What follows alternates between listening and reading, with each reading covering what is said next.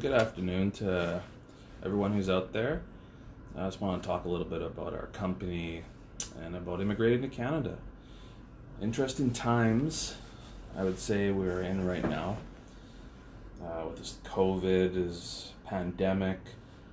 It's really thrown the entire world into an uncertain state. Immigration, though, is still very important. And even for Canada, we had a great opportunity over the last 10 months to see there's a lot of speculation. What's going to happen?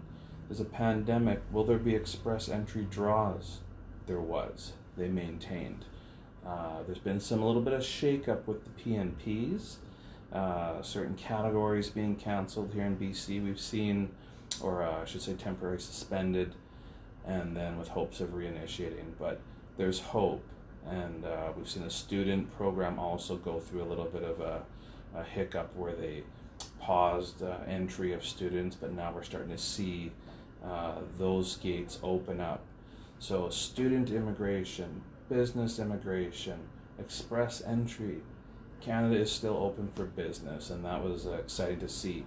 Obviously, we saw a lot of information from the U.S. side, the politics and the election, and a lot of interest from the USA as well. So it's been very promising that Canada, I think, has even moved up in the rankings of a country where people and their families want to come and live and find a better way of life. And our company, we hope we can help you obtain that. So we'll talk a little bit about Canada Immigration, the company itself. It was founded over 35 years now. My father, Jamie Dowla, founded the company, and we're grown into the largest immigration firm in interior BC. We pride ourselves in working one-on-one with clients, and still have never lost that family connection of business. This is a family business.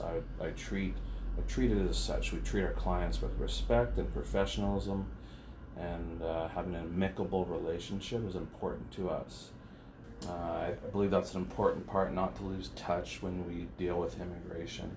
If I'm moving to another country, I want to have confidence. I want to be able to see the person on the other side, express how I want, my reality, what my family's position is, where I want to live. But I want advice, and I want advice from someone who's from Canada that can really understand my situation and then give me the advice that I need to make the decision. And I think that's what we do, is that we don't push what we think is the best until we've spoken to the client and really understood their situation. That's what building a proper portfolio is about.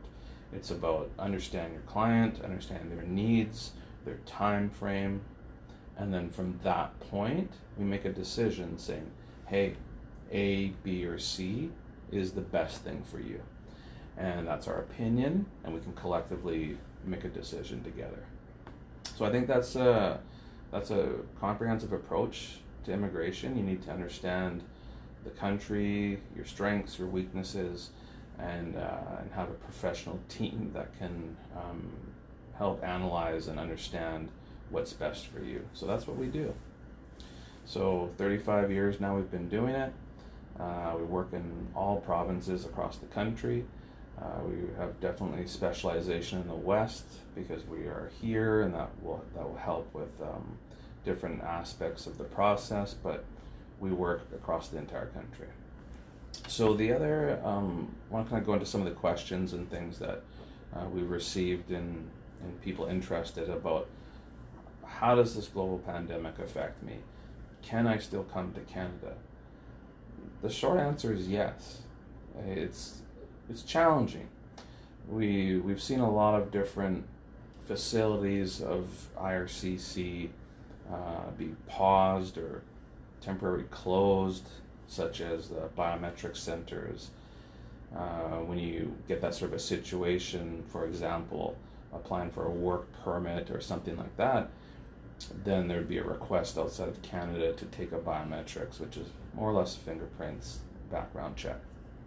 These biometrics in the vac centers, a lot of the countries closed. So what IRCC did was suspend the processing or put it on pause until the biometric can be obtained. And this has led to delays. I mean, significant delays. It almost leaves the status of the work permit in limbo or study permit or whatever it may be. So we've slowly seen some of these centers reopen, which is great news. Clients able to obtain these biometrics and then be able to actually finalize the processing of their permits. It was interesting what they did with the study permit. Was allowing students to temporarily start studying upon receiving some letter, sort of a pre-approval letter during the processing, because most of the schools went to online for a little while there. So that was a good move, I think, on IRCC's part. Allow not such a disruption of saying, hey, this percentage of international students can all of a sudden no longer study. That would have been devastating to the institutions that depend on international students. So they found a little way around where they could still have some students studying first semester in their own country. And the big kicker was that it wasn't going to affect negatively their postgrad work permit. And that was where, as many of you know or may not know, that if you study distance ed in a normal situation, it doesn't count towards your postgrad work permit. You can study Canadian institution from whatever country you may be, but if you graduate, that does not facilitate a postgrad work permit. And they made an exception. They said, okay, in this situation, we know people cannot get in the country, and it will not affect your postgrad.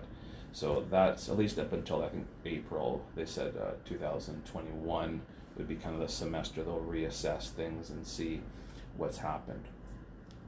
So those are all good indicators that the country is adapting to this pandemic, to COVID-19, in the sense that they are still finding ways to get people here. And notwithstanding shutdowns and restrictions. So back to what we were talking about directly, and I kind of want to touch a little bit more how the study process, we believe, is a great opportunity for people to come to Canada now. And it's for that reason. You can have a great candidate. Maybe they already have a bachelor's degree. Maybe they've worked as a professional for some time in their country, looking for a change, wanting to immigrate, wanting a new opportunity. Through programs like studying in Canada, you can change your career. You can enhance your career. Maybe it's a master's degree you want to take. Maybe it's something else. Maybe you studied computers or tech in some field, and you want to get a little bit more business background. You can study business. So even though you've studied maybe a bachelor's degree or a master's degree already, it doesn't prevent you from coming to Canada and learning something else. And we help with those applications and advising how certain applications or acceptance to schools can help you in your career as well. The big thing with the study permit, I'd say one of the best parts, and all the students do this, is the postgrad work permit. That's what you pretty much come to Canada for. You've come to study, yes, 19 years old, 20 years old, some young students, middle-aged students as well. The big thing, though, is that they're coming here to become residents. There's no secret there. They've left their countries at a young age. I see a lot of my clients, I applaud them. Very young students that have come here, left their families, and come to Canada to start this, this adventure and process to eventually get residency, so they can help their family, help their brothers, help their sisters, help their mothers and fathers. And that's what our country's about. It's about family and about helping people, and we do our best to help them navigate through this process, from getting the study permit to applying for the postgrad, to assisting them in understanding what careers or jobs are out there that can help them eventually get residency, which is the ultimate goal during their study permit process and post-study afterwards. Now, this is not just directed to only students who are their first study, let's say. This is also something that can be used for people, as I said before, who maybe already looking for a change. They've already got a bachelor's degree. There's programs that can really enhance those applicants under express entry. For example, if you have an applicant, bachelor's degree, let's say from Germany, doesn't matter, and they come to Canada and they complete a 1 or 2 year program. If they have professional experience in their country in a skill level B or higher position over 1 year, it's kind of like the perfect recipe. And I'm going to go over this a little bit. Some of the most important factors are this is for immigration. You have to have education. So outside Canada, education is great. Bachelor degree is probably your starting point, I would say, for a highest score, optimized. Inside Canada, education, 1 or 2 years, same benefit. Third, English ability.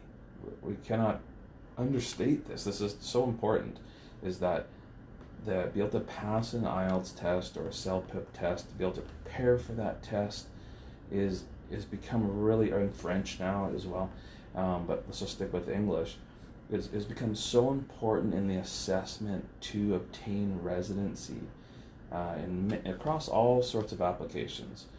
Once we get into business, maybe there can be a little bit of leeway within that, but as for students and express entry and skilled worker, it is determined, it is a set criteria that you have to get 6 on a federal skilled worker, 7 overall CLB, 6 for each assessment, to even be able to apply or to have the ability to meet the first requirement of English.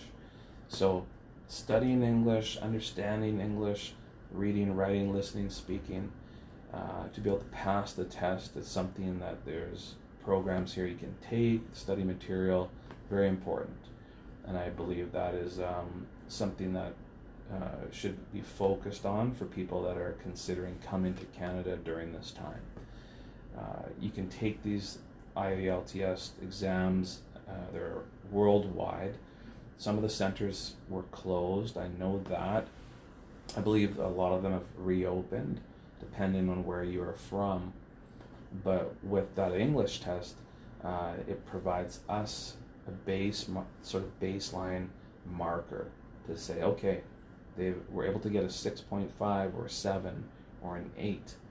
And then when we combine that with your education, your experience, we can really understand what program is tailored best for you, whether you need a job or if you can apply to a province without the requirement of that.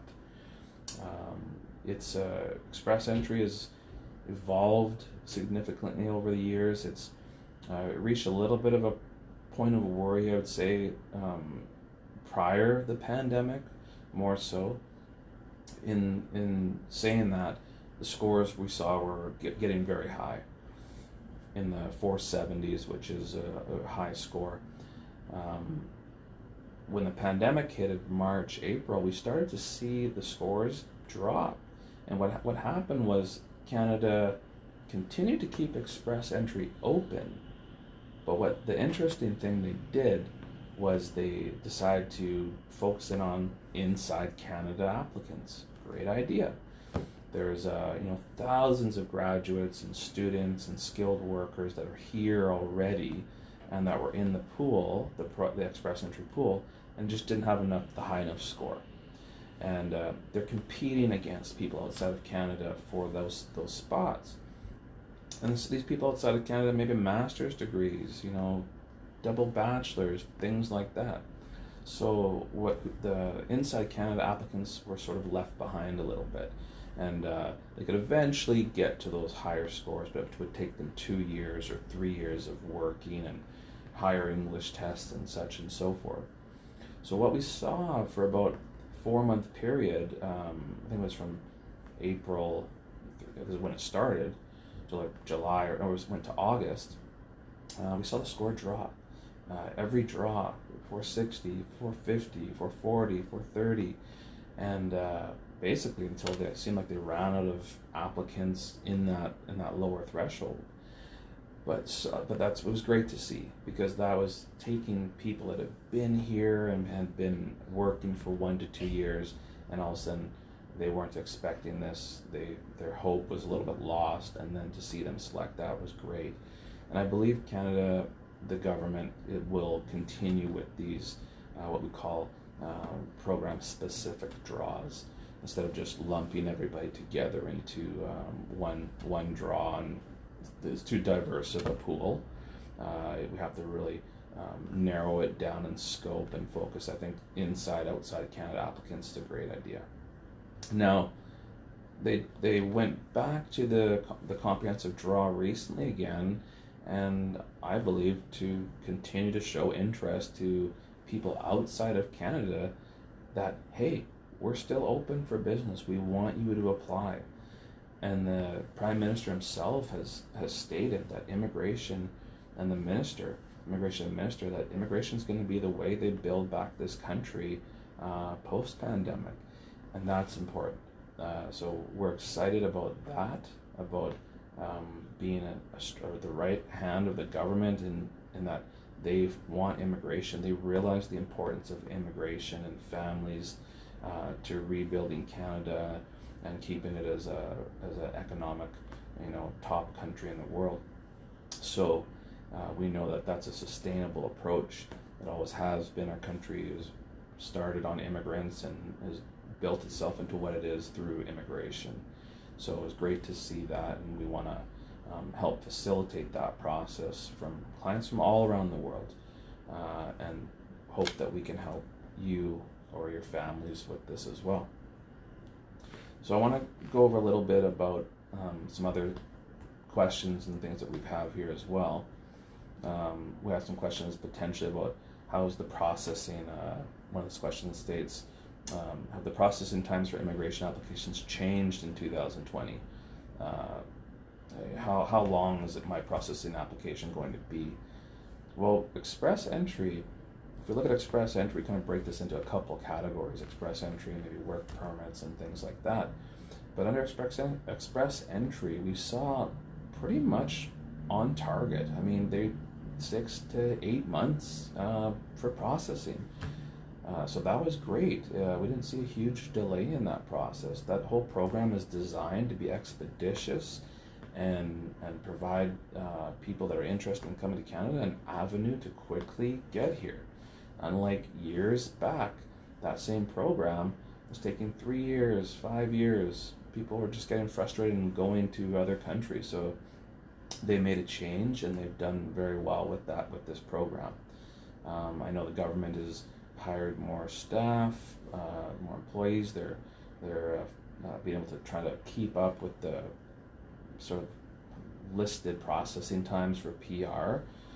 We've seen some delays, I would say, and other categories like work permit processing is taking a little bit longer, study permit processing, but I'm seeing some of the big delays are in those countries that are affected a little bit more by the pandemic and the lockdowns. So when we look in the work side of things, yes, there can be some delays in actually getting your work permit finalized, so that you can actually get a visa to come to Canada, or your exit clearance, depending on where you're coming from. If we look at the overall, though, I think we're doing pretty good. It's we're seeing reopening of these vac centers and biometrics and some of those, how do I say it, sort of choke points in the processing, that were bottlenecks where things slow down. We're starting to see that sort of open up a little bit now, or in some cases completely waived. I think it was back in the summer, IRCC waived the requirement for biometrics for inside Canada applicants, which was great news, and they started facilitating some permits. Again, it's something no one could expect.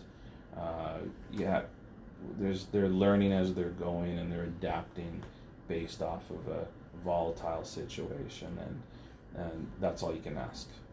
It's not perfect. We've seen delays, of course, but we've also seen positive things where they've kept programs open and kept selecting people and doing what they can do. And we support that and applaud them for that. It's the tough times for everyone.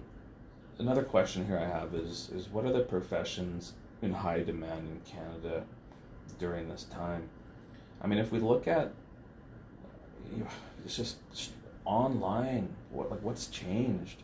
We've seen businesses close or shift their business model to online or remote work and things like this. So anything in technology or is huge. Transport is huge, with people doing deliveries and things like this. So I think that's globally we can say that is that for those who can do it, that's become a huge field. People are marketing they're requiring different marketing services, business services, online ability, tech. There's a government for several years has pushed tech programs, and so they understand that's the way of the future. We need to keep up with many of the other countries that are ahead of us in that area. So there's different programs that can facilitate or higher points and things if you're in the tech industry. But if you're a business person, or you have a business mind, Canada, I don't like to say just one occupation. I think there's opportunity here. I think we're about 36 million people now, and plenty of room to grow. Our cities are developing at rapid paces.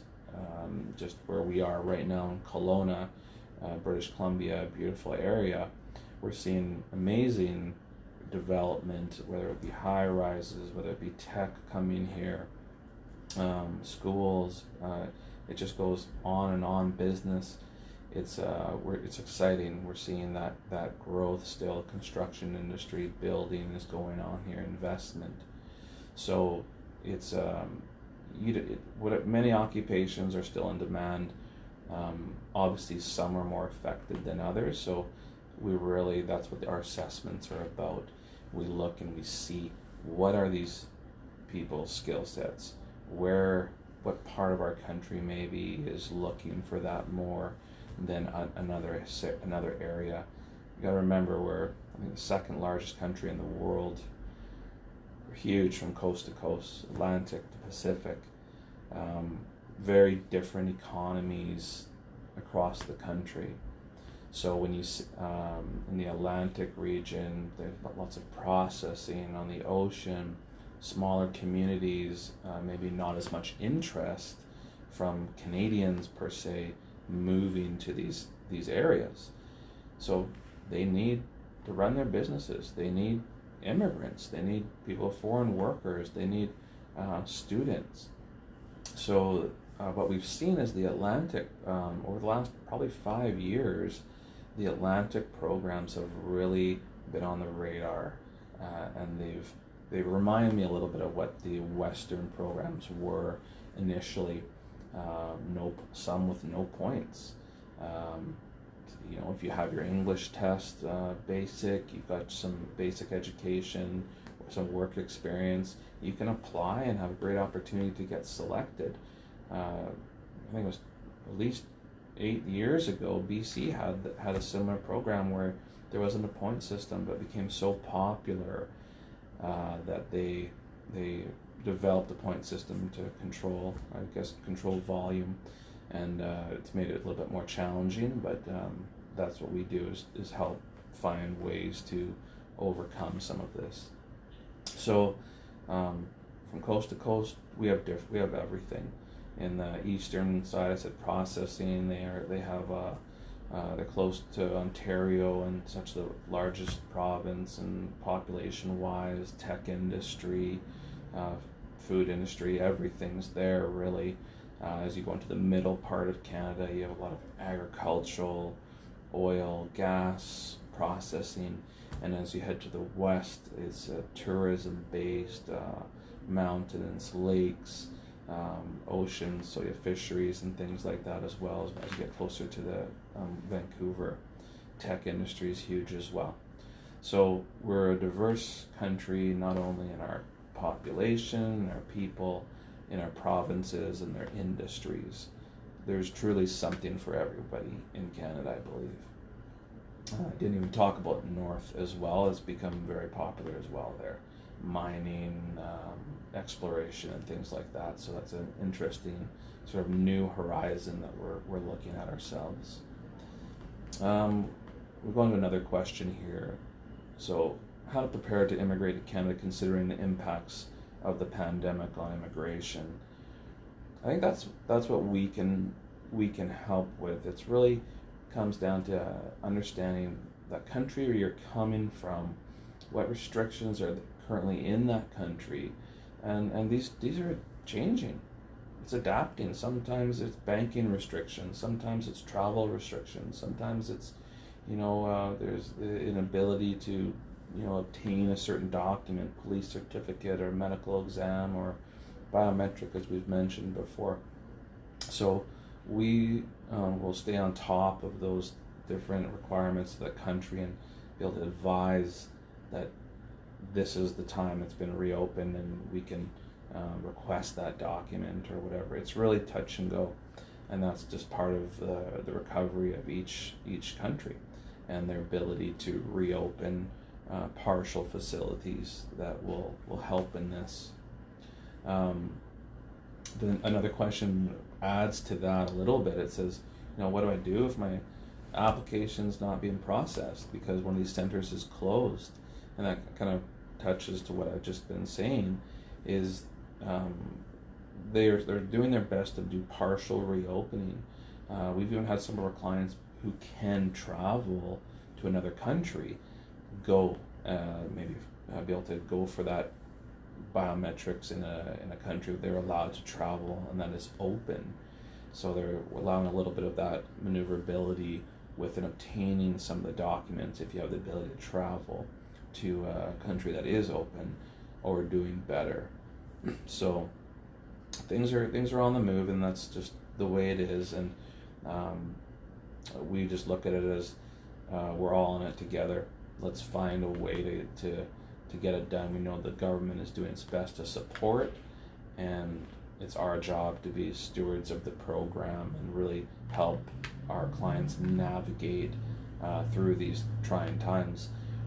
Immigration itself has always been challenging to come to Canada with the programs and the scores and things like this. At the best of times, now I think having some sort of a council is good.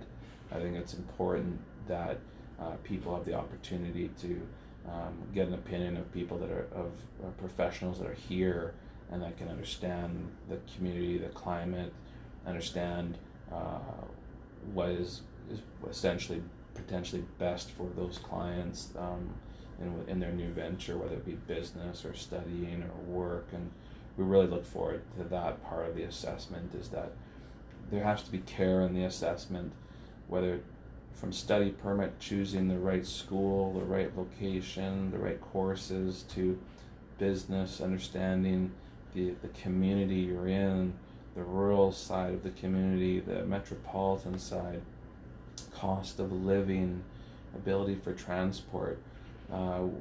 We at Canada Immigration are business people. Business is been our forte for 35 years, and we've intertwined that in with the knowledge of immigration. And I these just go hand in hand to me. I don't know how somebody could do it without that understanding to have a real effective application. You need to be able to understand where you're sending your clients and develop a plan for them to be successful. And business takes many people. We have great networks, whether it be corporate lawyers and then starting businesses, or realtors or brokers. We do internal assessments. We understand financial statements and such. I think that gives us a good advantage in the business side.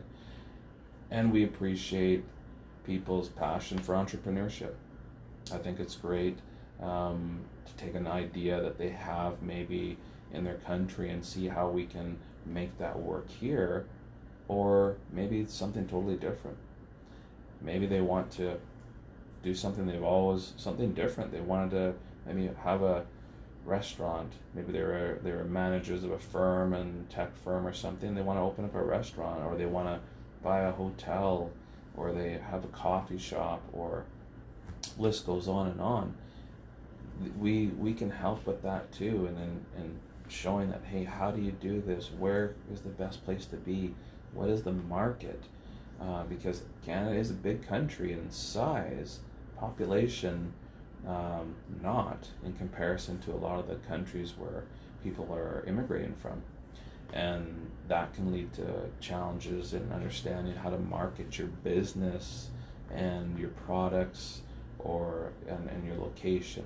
So we take that all into consideration. It's not just that program may be easiest. We want to make sure you're going to be successful. And that's important to us, is success stories. That's the best feeling ever, to see a family come here and they've left something else behind. They've left a life. That's where they grew up maybe, and just went to school, and their families are there, and they've come out to this country in hopes of something better. And if we can be part of that, I really pride ourselves in that. It's great to see smiles on their faces after we're successful, and they're doing well, and then they're bringing their brothers or sisters or mums and dads and things like that. And it really opens up everyone's eyes to what a great country we have. And I was born and raised here. I love this country. I love this province. I think it's the best in Canada, and I know a lot about it, and I apply that knowledge to each case. If we go into business and things like that, I think it's a great advantage. So yeah, we like to pride ourselves in that. So another question here I've got. So can my family members and extended family members come with me to Canada if I have my work permit, study permit, permanent residency approved? It's a very diverse question. It just depends on the situation. Things are changing. We saw just within entry requirements for Canadian citizens who have family members outside changed dramatically over the last few months, from not allowing boyfriend or girlfriend to allowing that relationship actual entry to Canada, as long as they've been, I think, together for 12 months. That was great. I hadn't seen that ever, I think, since there's fiance visa many years ago. So right now there are a few more restrictions for people who have work permits or study permits and getting their families here.